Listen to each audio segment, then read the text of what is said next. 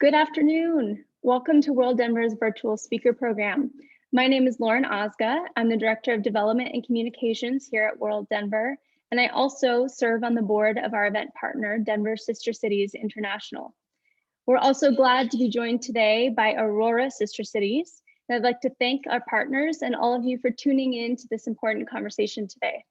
If you're new here, WorldDenver is an organization that facilitates international exchange and global engagement in the Denver region, and we're continuing these opportunities for our community in the virtual space just a short while longer. So keep an eye out for opportunities to safely gather in the near future.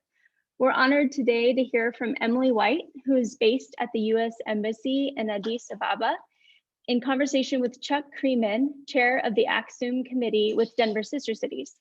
We want this to be an interactive conversation, so please feel free to submit any questions you have at any time throughout the program for our speaker into the Q&A function at the bottom of your Zoom screen.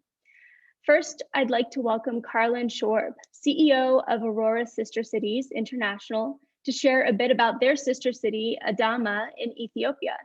And then we'll go to Chuck with Denver Sister Cities to kick off the conversation with Emily. Thank you so much, Lauren. As Lauren mentioned, my name is Carlin Schorb. I'm the CEO of a nonprofit organization called Aurora Sister Cities International. As you might imagine, we facilitate sister and relationships and partnerships between the city of Aurora, Colorado, and other cities abroad. One of our most well-established sister relationships is with a city called Adama, Ethiopia. It's a city that is approximately 90 kilometers outside of Ethiopia's capital of Addis Ababa. It is a rapidly growing city. I'm not sure the last time, I think probably 2007 and 2008 was the last time they had an urban study to show what their population is, but it's a city that's eventually going to grow into the capital city of Addis Ababa and become one of its larger suburbs. The sister relationship was founded in 2014. And I don't actually have a lot to share about our sister relationship at the moment because this is somewhat of a precursor of what our speakers will discuss. But one of the experiences we've found or had in the last 2 years has actually been our inability to communicate on a regular basis, if at all, in the last year with our partners in Adama as a result of some of the conflicts, I believe, that are going on there. So it's a great pleasure and a great honor to be a part of this. Thank you to WorldDenver and to Denver Sister Cities for inviting us to be a part of this. I will introduce our facilitator, Chuck Kreiman.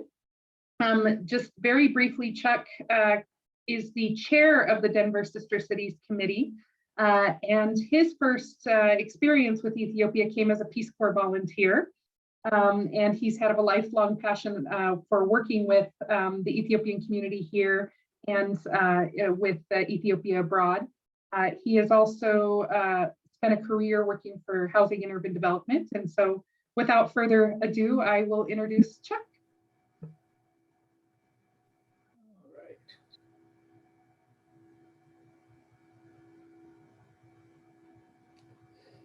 Thank you, Carlin.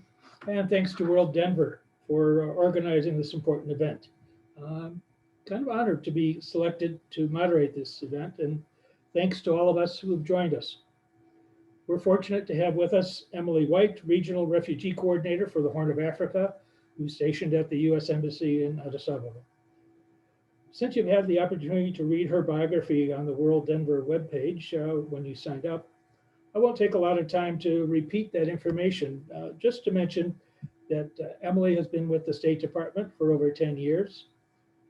She has an academic background in anthropology and law, and probably best of all, she's a Denver native.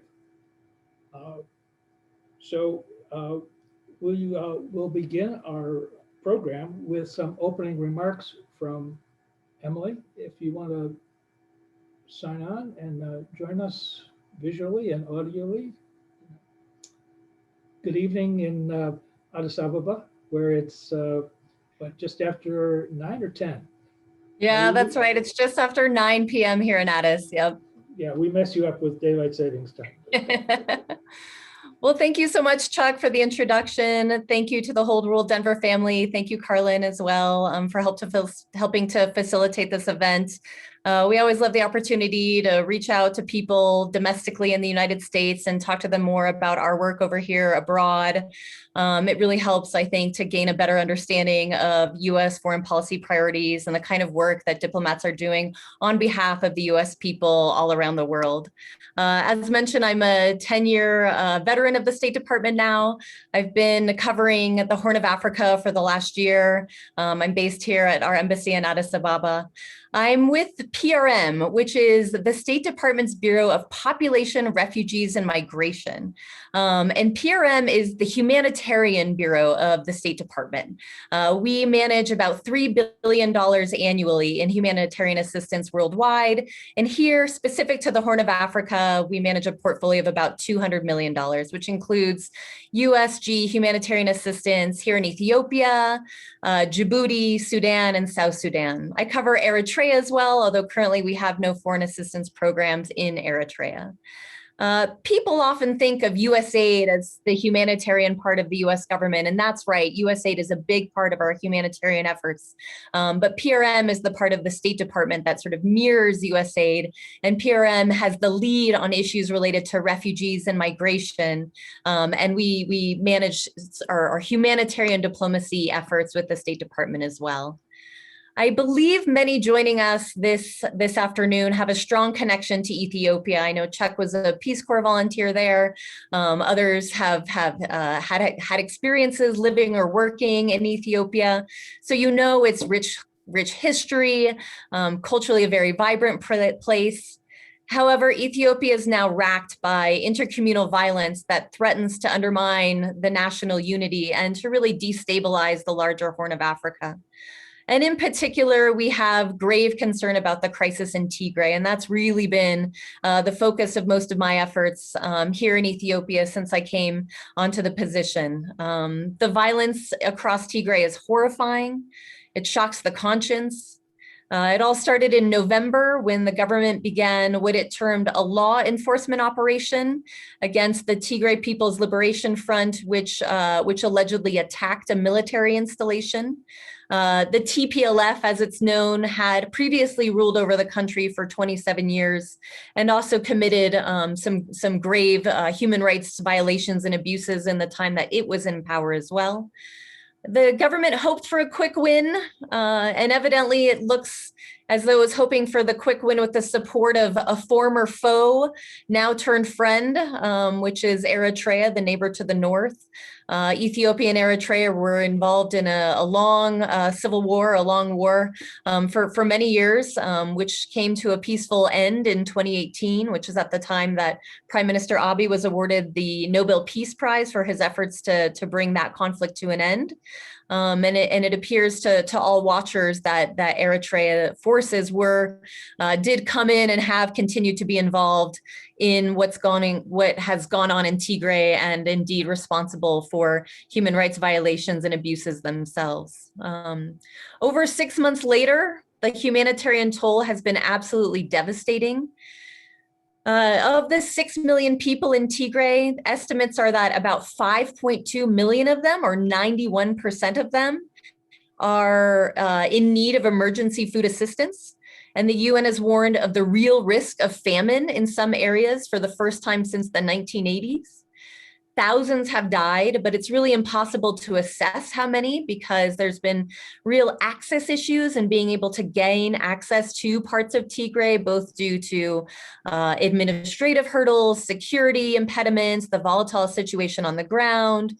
It's been a difficult situation to really get clarity on what is exactly happening because access has not been sort of full and unfettered over the course of the conflict. There's been over 63,000 refugees from Tigray who have been displaced to Sudan since the conflict began. 2 refugee camps that were hosting Eritrean refugees very close to the Eritrean border have been destroyed. There have been many reports of forced deportation of those refugees, violence against refugees, and unfortunately, these acts committed by the very people who these refugees fled from in the country where they sought refuge. So very difficult and distressing situation for the Eritrean refugees here in Ethiopia. There have been close to 2 million people displaced internally across Tigray, and now that's about 2 million out of 6 million. So about a third of everybody who was living in Tigray before the conflict had been internally displaced, forced from their homes, living in hiding with friends, relatives, informal IDP sites without many times access to basic life-saving services, very difficult to get health services, food is difficult, water, hygiene issues. I visited an IDP site in Mekelle, which is the capital of Tigray, a few weeks back. And just to mention one woman who I met there, she has a master's degree. She was a teacher. She speaks perfect English.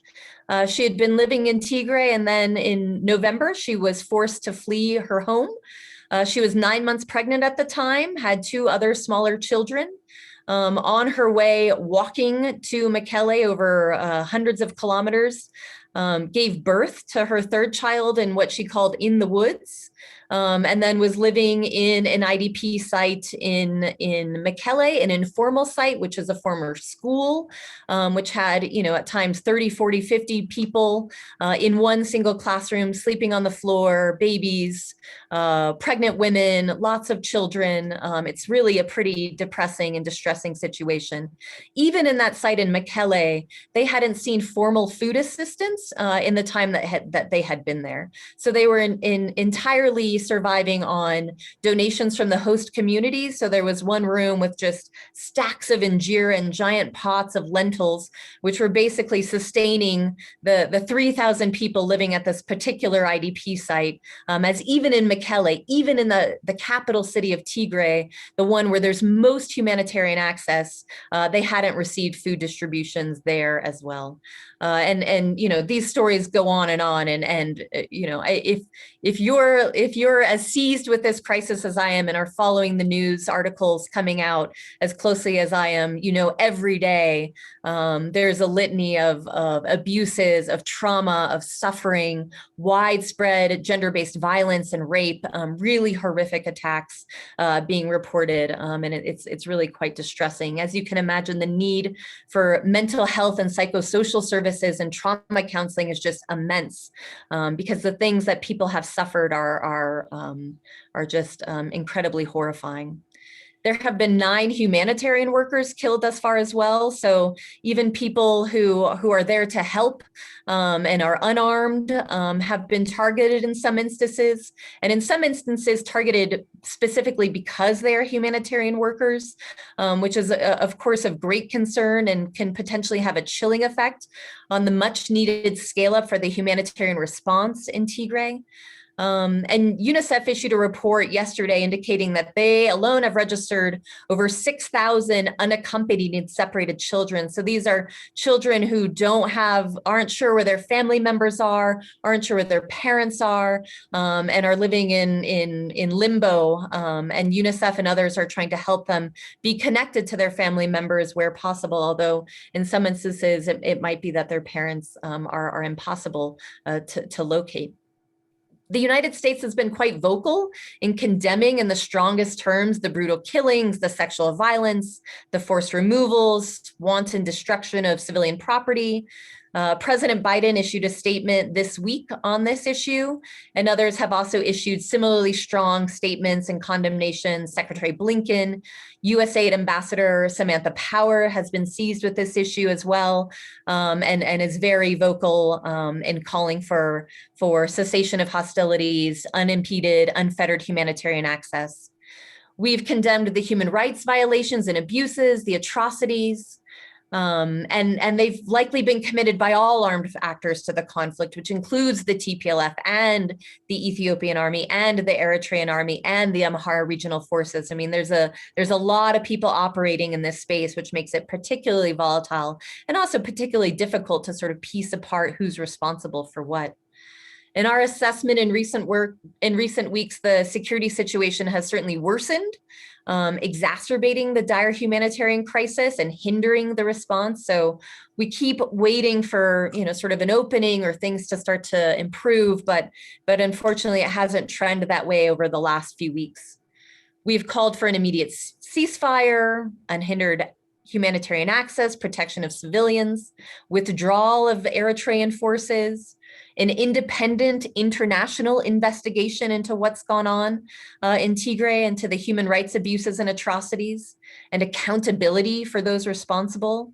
The Ethiopian Human Rights Commission is actually a pretty independent and well-run organization, and they're partnering with the United Nations Office of the High Commissioner of Human Rights on an investigation. They're on the ground now.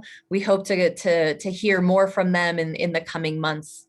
And we're actively coordinating with like-minded partners. I mean, the amount of diplomacy going on this issue is immense, with regional governments, with the African Union, pressed for greater action in the United Nations, both in the Security Council and the Human Rights Council, which is meeting in June, later on this month. And we've engaged at the highest level of the Ethiopian and Eritrean government to press to an end to hostilities as well. We've taken more material action recently, restricting certain pots of assistance that doesn't apply to humanitarian assistance, but security assistance and other programming is on pause. We've implemented or are in the process of implementing targeted visa restrictions on individuals who have been deemed to have impeded the resolution of the crisis or who are blocking humanitarian access. And we're also giving generally to the humanitarian response. We've committed, as the United States, over 300 million in humanitarian assistance in Tigray. This is combined between USAID and PRM, the State Department. A very large chunk of that is going straight to food assistance and to our partner, the WFP, or the World Food Program, and then also to protection activities, mental health counseling, building formal IDP sites, GBV referral and counseling services. We're providing enough food to feed 4 million people, but getting that food into the right hands continues to be a challenge. And meanwhile, this is not the only conflict brewing in Ethiopia. There's other hotspots of violence across the country. There are attacks on ethnic Amharans and Gumus in the Benishangul Gumuz region. Ethnic Oromo and Amharans living in Oromia faced attacks. There's violence between people in the Afar and Somali regions, and then conflicts unfolding in the southern nations, nationalities, and peoples regions. So really everywhere you look in this country, there are hotspots. And I think one thing that we sometimes get concerned about is the amount of attention being paid to Tigray, which of course is deserved, but there are similarly severe humanitarian crises or concerns in other parts of this country as well that also I think require attention. Ethiopia is also the third largest host of refugees in Africa. So there's sizable populations here of refugees from South Sudan, Somalia, and Eritrea. So even though the Eritrean refugees, I think, have had a difficult run of it in the last 4 months and will continue to have difficulties here, there's still over 800,000 refugees total here in Ethiopia, and in many places, Ethiopia is a generous host to refugees here. And, Ethiopia really is at a turning point. There's a national election set for June 21st, which will really sort of be a test of Prime Minister Abiy. There's questions about those elections, given the widespread insecurity, the displacement, the logistical challenges in putting together an election in a country of 110 million people without a strong democratic history. And then, of course, you look around the region. South Sudan, the neighbor to the west, continues to see huge humanitarian needs, internal displacement and displacement across borders. South Sudan's facing one of the most severe food crises on this planet, with many people also at risk of famine. It's also one of the most dangerous places for humanitarian workers. We see all too often reports of attacks on humanitarian convoys or staff, and major issues with accountability and governance that make it hard for the government to really respond to those issues. Sudan, similarly, the issues in Darfur are flaring up again. There was a governmental transition in Sudan over the last couple of years, which has led to a lot of change and a lot of hope, but has also unleashed some ugliness, which we're seeing in different parts of Sudan as well. And there's great tensions between Sudan and Ethiopia around the Great Ethiopian Renaissance Dam, or the GERD, which is on the border between Ethiopia and Sudan. There's also an ongoing border dispute about a small sliver of land on the border, which could lead to more militarization and greater conflict there. So, the Horn is a volatile place. I haven't even touched on Somalia. That's not part of my portfolio, but it's absolutely part of the puzzle, sort of lurking in the background in a place that requires great focus and attention due to the growing threat of Al-Shabaab, the need to counter violent extremism. And the more instability there is in the region, the more room there is for disruptive actors to operate and to wreak havoc. Ethiopia has been the linchpin in ensuring regional security, but now that's obviously in jeopardy as there's even greater instability and volatility. So that's all. I'll wrap it up there. That was a lot, but happy to take any questions and look forward to our conversation, Chuck. Thank you very much, Emily. Let me delve a little more deeply into some of these issues. So tell us about your awareness of the NGOs. So it's an acronym I hope the audience understands, for non-governmental organizations. Which ones do you work with, are you aware of, and what do you hear from them about their ability to operate essentially in Tigray, but perhaps in other parts of Ethiopia where their work is going on? Great. So the two main NGO partners that PRM has operating specifically in Tigray are the International Rescue Committee, or IRC, which provides water services, GBV referral services, child protection services, and then another US-based NGO called the Center for Victims of Torture, which provides mental health and psychosocial services. Now, these are two NGOs that PRM was partnering with in the Eritrean refugee camps in Tigray before the conflict began.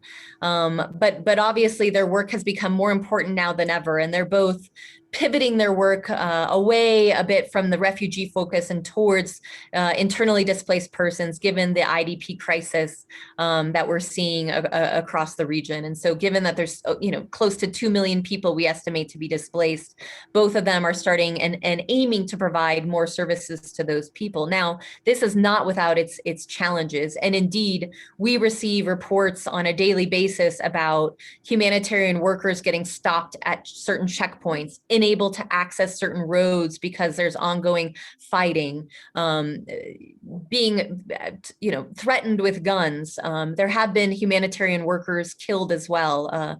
REST is an NGO that operates here that's a major partner of USAID, and REST is very much involved in food distribution across Tigray. And a couple of weeks ago, a national staff member for REST, so an Ethiopian of Tigrayan origin, was killed in Tigray during a food distribution. So targeted because he was a humanitarian worker, was working for an NGO on this effort, and seen as a traitor to Ethiopians. So you hear a lot of those kind of incidents.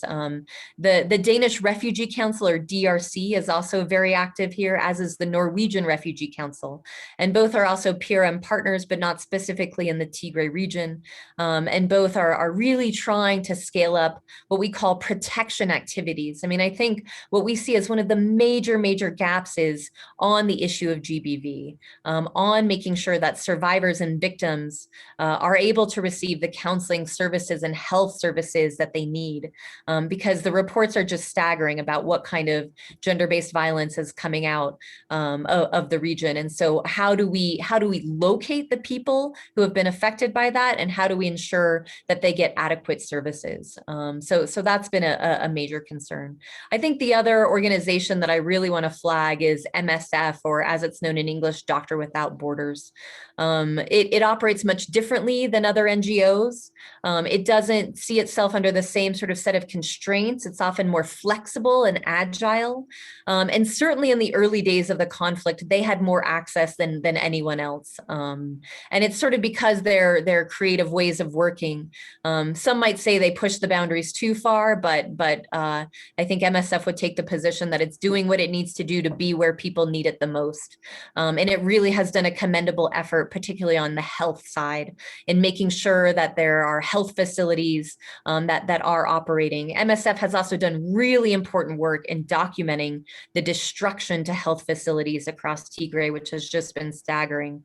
I forget the exact numbers, but one report suggested that of 108 health facilities, something like 80 of them had been destroyed, and so and if not destroyed, looted. And it's really systematic looting, like going into facilities and tearing apart binders, trashing surgical rooms. It's not even looting just to steal or to take, it's to destroy. And I think that's been one of the most disturbing things we've seen. But MSF has done some pretty laudable work and has gone more places than anyone else.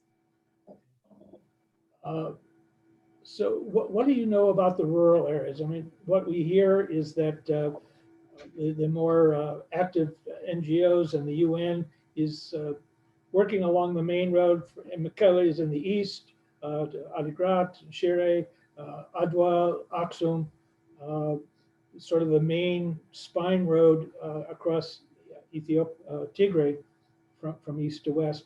But we have friends with family up in Rama, which is up where near where the Eritrean refugee camps were. I believe they used to have a clinic and an ambulance that would enable people to be transported down to Adwa for more advanced medical facilities. So what do we know about what's happening outside of the urban centers, which I guess are now overburdened with, and some of you may not be familiar with the acronym IDP, stands for internally displaced person. They're not refugees outside of, from an outside country, but they are internally displaced. So talk a little bit about what reports, what you hear secondhand from the NGOs and the others that you consult with and work with over time. Yeah, I mean, that's the huge question, and the question that we're all trying to answer. I mean, the truth of the matter is that we don't really know. I mean, that there just has not been the ability to access a lot of the rural areas outside of the main highway, which you very succinctly laid out, that connects Mekelle to Shire through the other cities on the northern corridor.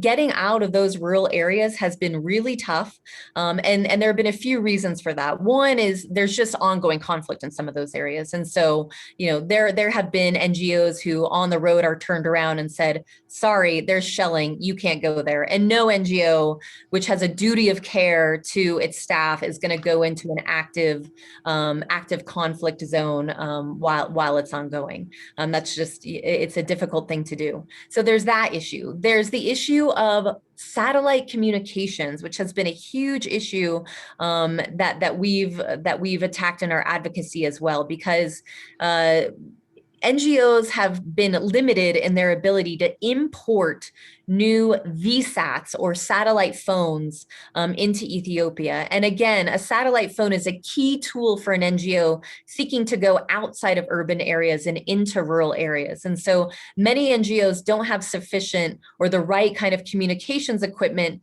that allows them to go outside of an urban area. I mean, if you're in a rural area, there's a car accident, whatever it may be, or there's somebody who's injured and you have no ability to communicate outside of where you are or where you are to get help. Again, it's a major risk for NGOs. And so without the ability to import satellite equipment, there's been many NGOs who have been unwilling, and UN agencies as well, to be sure, who have been unwilling to travel too far off of the main arteries.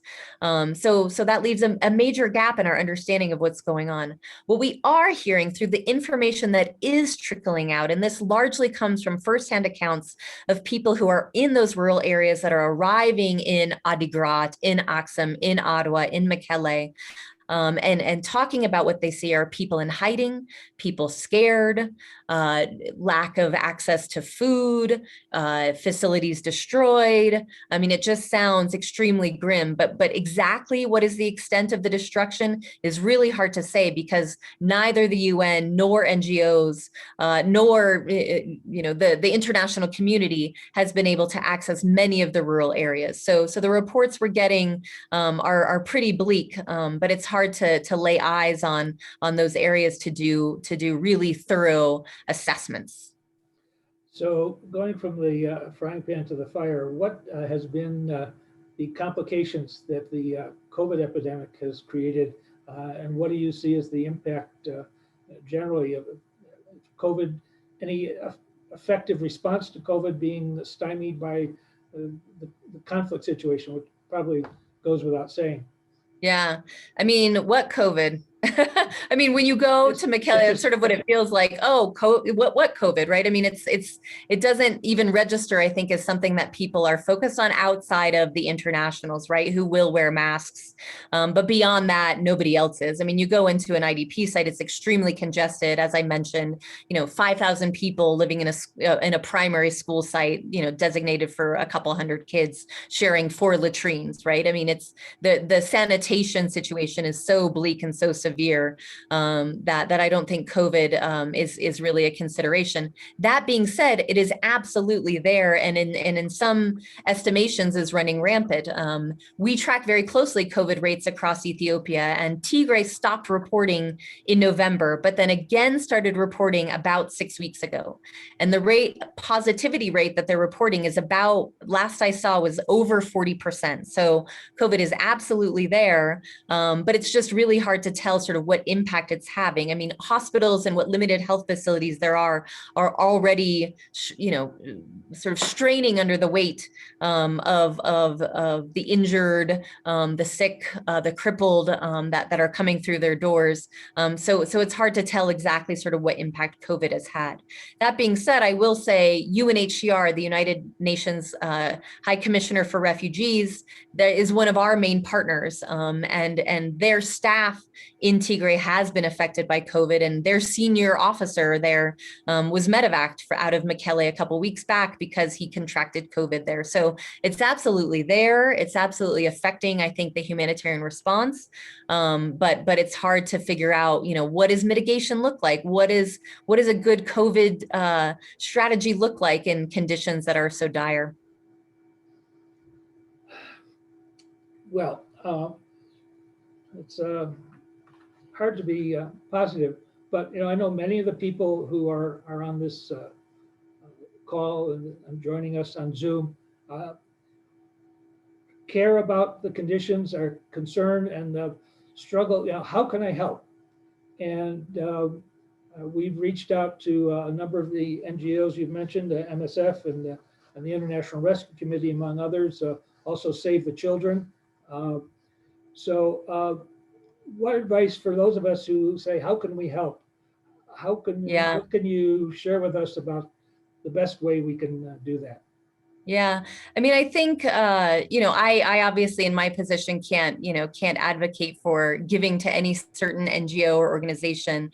But I will say writ large that the NGOs responding in this crisis do need more resources and do need more support to tackle, sort of the immense needs on the ground. I've mentioned food, GBV, mental health and psychosocial services, health services, child protection services.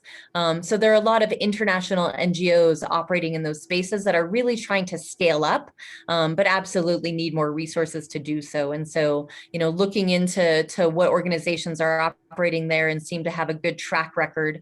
And I will say Ethiopia is not the easiest place for NGOs to operate. So finding organizations that do have a history in Ethiopia, do have a history perhaps even in Tigray in specific, is really a good step forward. I mean, I think part of the problem with the humanitarian response here in Ethiopia is that Ethiopia had transitioned to more of a development assistance country. And so most of the NGOs and many of the agencies here were really focused more on development work instead of emergency humanitarian crisis work. And they're different types of work, right? And they require different kinds of expertise. They require different kinds of structures within organizations. And so this crisis, which I think took many people by surprise, if not everyone, I think has been a challenge for the humanitarian community here to pivot away from the development mindset and to sort of move into the humanitarian emergency response mindset,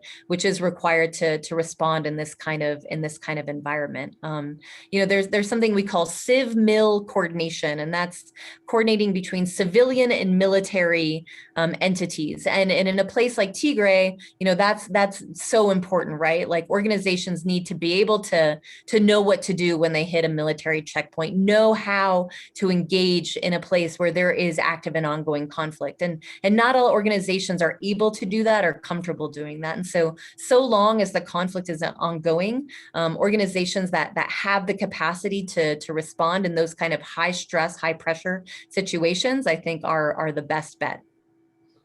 So you mentioned recently that the administration, the President and Secretary of State Blinken announced some limited sanctions to express their continuing concerns that the promised unfettered access has not materialized, that there's there continues to be violence and violence against women and other atrocities reported.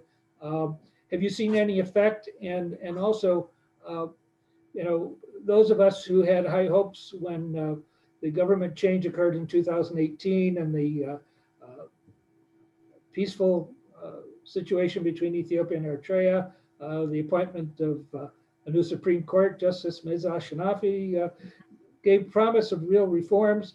So my question is, how is the government, at least, can you share with us what their official line is and any reaction they've had to the American sanctions? Yeah. So what steps that we are in the process of taking, and I hesitate to call it sanctions because I think that suggests sort of a different bucket of sticks, if you will.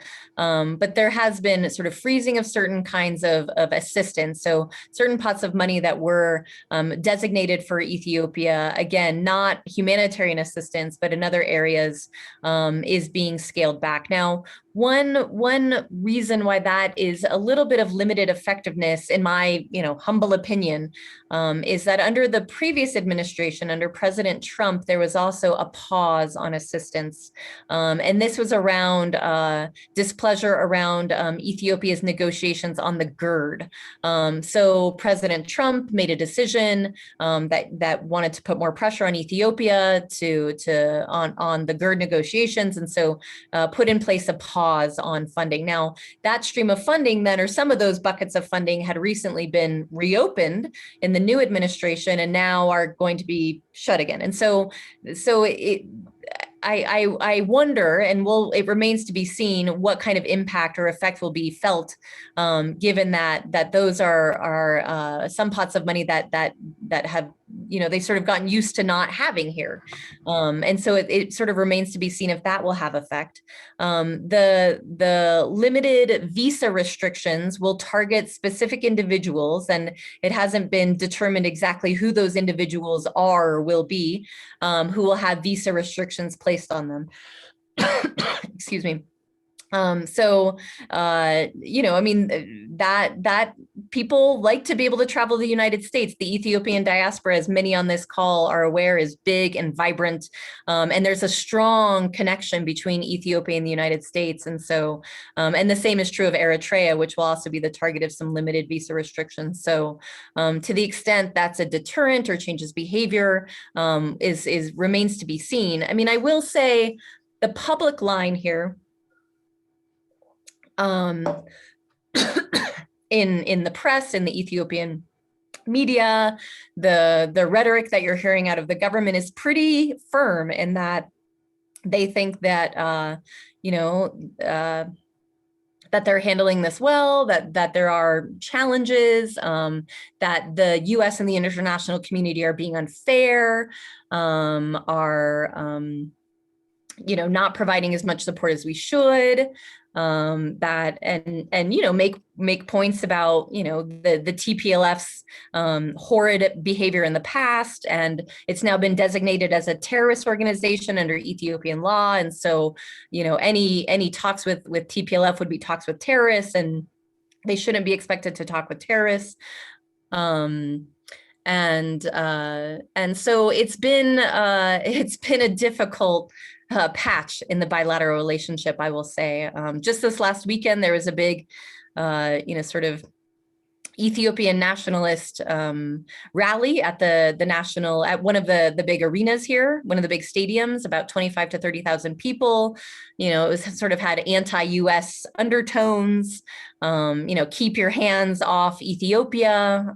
There was a day of rage that was set up by some members of the diaspora community a few weeks back to express the rage that the United States, Europeans, others in the international community are meddling in the internal affairs of Ethiopia. And so that's really, I think, the main rhetoric is that we've been meddling, we don't understand what they're dealing with. The piece on the Eritrean forces, I think, has been, it's sort of evolved. I mean, I think originally there was no recognition that Eritrean forces were present, and perhaps a denial. And then, it became harder to deny that was the case. I mean, in my own, quick trip to Mekelle, I saw 4 truckloads of Eritrean soldiers there. So, it was just too obvious to continue to deny it. And so then it came to, okay, well, we've talked to Eritrea, we're working out a plan for withdrawal. And, a couple weeks later, here we are still waiting for this withdrawal to happen. And it's a little bit hard to tell too, sort of how much control any one person really has over some of these decisions. So we'll see. But the rhetoric, I think, has been pretty firm and pretty tough, and it has been difficult, I think, for our bilateral relationship. One of our questioners even indicates some stories of Eritreans bringing in Somali trainees and training Somali forces as part of the effort. Any reports regarding that? I've seen every news article that's out there that puts, and I think I've seen something along those lines. That's another real problem that we're dealing with is the misinformation and disinformation, and on all sides, right? I mean, I think there's a lot going on all sides, and so sorting through it all to try and figure out what is real and what is not is really, really tough. And social media is just, all over the place. And we have people at the embassy who their whole job is to track social media, to try and see sort of what people are saying and try and figure out, what's real and what's not. And, I mean, we know from our own country, sort of the sort of dizzying effect that can have in sowing chaos or discontent. And so, it's hard to say. I've seen, similar things like that, but it's really hard to say. There was a report a couple of weeks ago of white phosphorus being used in Tigray, which if true, if that was used against civilians, would be a war crime. But we have spent a lot of time trying to figure out, sort of where the ground truth is on this and many other issues, and it's hard to say where any of it lies. But we're looking into all of it. Mm-hmm. Yeah. Thinking a little stepping back from the immediate to a little more long range. First of all, is there you mentioned a lot of different organizations, UN organizations, non-governmental organizations, other international workers, international governments. Is there any kind of formal coordinating committee that you work through or work with? There is. Try and rationalize how all this assistance, how to respond appropriately? Yeah. And so the main coordination mechanism is through OCHA. So OCHA is the United Nations Office of Coordination for Humanitarian Affairs. And so that is the formal coordination structure. They convene regular meetings. They coordinate both within the UN agencies and then with NGOs. But there's a lot of actors in this space. And so getting sort of consistent messaging, consistent advocacy, I think has been tough. And I, to be frank, as I sort of mentioned earlier, I think this really caught people by surprise. And I'm not sure that NGOs and perhaps UN agencies here as well were quite as had as much expertise on crisis operations as one might wish in going into a crisis response. And so I think there were, at the beginning, a lot of questions about that coordination and how effective it was, because it really is important to speak with a unified voice from the humanitarian community on these issues. And that's hard, sometimes that's like herding cats, but there are certain baseline messages that I think we can all agree on. And so being really, really in lockstep on those messages is something that I think OCHA has tried to do. There's also humanitarian donor coordination mechanisms as well. And so those are all the other countries here that have, that offer humanitarian assistance. The members of the embassy get together to talk about, sort of what they're seeing, compare notes, develop joint advocacy messages, write tweets. I'm on a WhatsApp group of humanitarian donors, and today it was all the back and forth about the wording on a specific tweet that would come out after a meeting with the Deputy Prime Minister today. So, it's there's a lot of coordination, but there's also a lot of actors, and so it's hard to always make sure everyone is fully lined up. Yeah, which Ethiopian ministries, agencies, organizations do you have interactions with most frequently? Yeah, so I mean, the main one that's focused on that sort of covers the humanitarian affairs, for instance, for internally displaced persons, is the Ministry of Peace. And the Ministry of Peace sort of governs, sort of many pieces of the humanitarian puzzle. I believe they oversee the National Disaster Risk Management Commission, or NDRMC, which is the more sort of operational on the ground agency within the government of Ethiopia that does, sort of emergency crisis response work, and is also, sort of part of this effort as we develop strategies and solutions for displaced persons. I mean, they can't stay in schools forever, right? I mean, schools are ready to reopen. There's huge pressure from the government to move people outside of schools. And so then where do they go, right? They still can't go back to where they came from. And so, there's a whole effort underway to develop sites, IDP camps, where people then will live. And NDRMC is sort of the main entity helping to coordinate on that. There's the Bureau of Labor and Social Affairs, or BOLSA, which is also on the ground, which we interact with. And then on the refugee side, there's something called ARA, which is the Agency for Refugee and Returnee Affairs. And they're the ones who sort of cover all issues that touch on and relate to refugees. So that's really my main government interlocutor as we look at, the displacement of Eritrean refugees across Tigray, as 32,000 people living in 2 camps now have no home. And so where are those people? What's happened to them? What kind of services are available to them is something we're very much actively trying to figure out. So you're stationed in Addis Ababa, and I don't know if you had any chance to interact with any of the visiting people who have come to Ethiopia, Special Envoy Feltman, who visited there. But as being a veteran of large organizations, there's always a differing in perspective between people on the ground like yourself and the headquarters operation. So I don't know if the State Department is listening in, but yeah, if you were to try and remind them of the realities in the field, what are some of the main points you'd want to impress that they remain aware of as they do their headquarters function?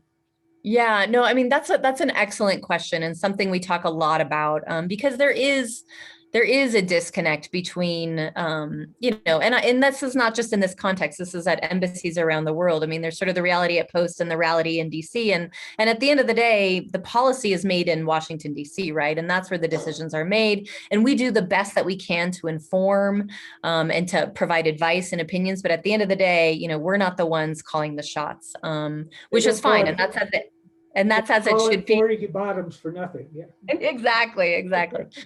And so, I mean, I guess, to be totally honest, I mean, I think, and I'm not saying this is a criticism, but I'm saying this is something we really need to think about is, and this is coming from a humanitarian point of view, right? Which is what I look after, right? That's my portfolio. And so, we need to be condemning the atrocities. We need to be loud. We need to be vocal. Like, we cannot be silent in the face of that. But my deep concern, and I'm not saying this will bear itself out, but we'll see, is that leads to an entrenchment of position on this side and a hardening of position that then could perhaps have worse humanitarian consequences, right? And so what's the right balance of that is something that I think we are actively grappling with and discussing. And it's hard to figure out exactly how you get that right. Because yes, we need to be loud and vocal. And I fully support all the statements we've made along those lines. And, we need to take strong action.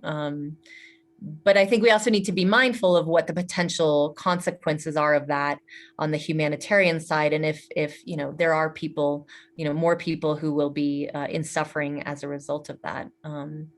Yeah, I mean, I think that's the biggest piece that I wonder about. Well, and one other thing, I'm sorry to interrupt you. One other thing that I think that, and I mentioned this a little bit earlier, is I think here on the ground in Ethiopia, one thing we're really trying to do is make sure that our colleagues back in Washington and others understand that this isn't just about Tigray, right? That like all around this country, there are hotspots and areas of conflict, and that we cannot be, we cannot forget about that, or we cannot pay so much attention to Tigray that we can't focus on some of the other areas where there is displacement and violence that also is destabilizing. So I think that's the one other piece, is that everyone has been seized with Tigray, understandably so, but I also hope that's not to the detriment of having sort of a broader view about the context within the country.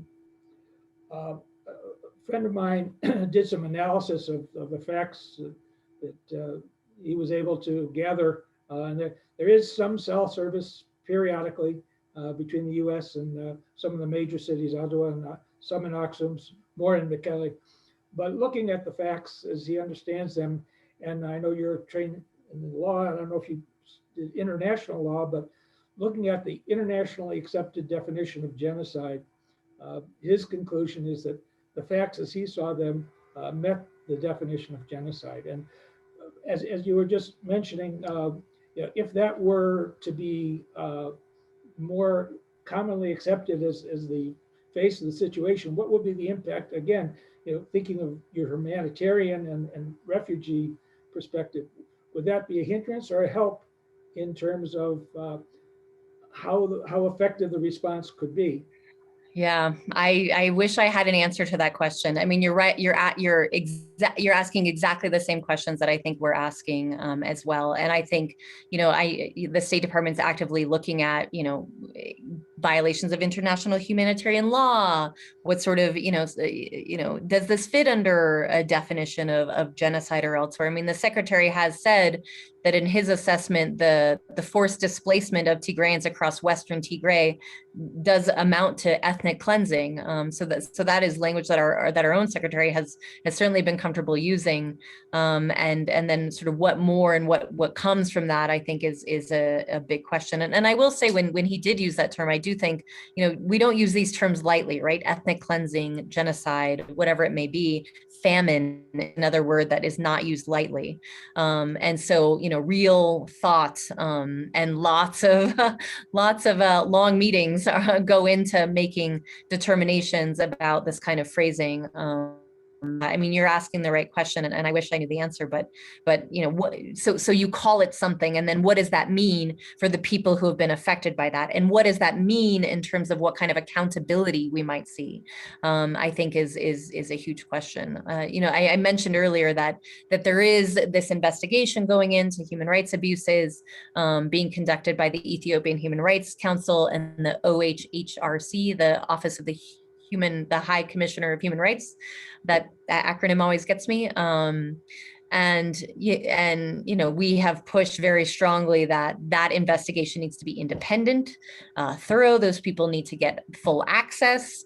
And it's just sort of starting, and we'll see if that bears out. There have been a couple of examples of EHRC issuing what seem to be pretty independent accounts of what's happened in a few of the places. I mean, you know, we've talked a lot about Axum, but there was an incident in Axum where, depending on who you talk to or which source you talk to, you know, maybe 700 people were killed, maybe 200 people were killed. It's hard to say exactly, but something bad certainly happened in Axum, which of course is, you know, a very important religious center for the Ethiopian Orthodox Church. And so, you know, to see a place that has been as sort of venerated as Axum be also a target of this violence is just, you know, shocking. Yeah, it supposedly happened in the churchyard at St. Mary Zion, you know, with the Ark of the Covenant right next door. Exactly. Yep. Yeah.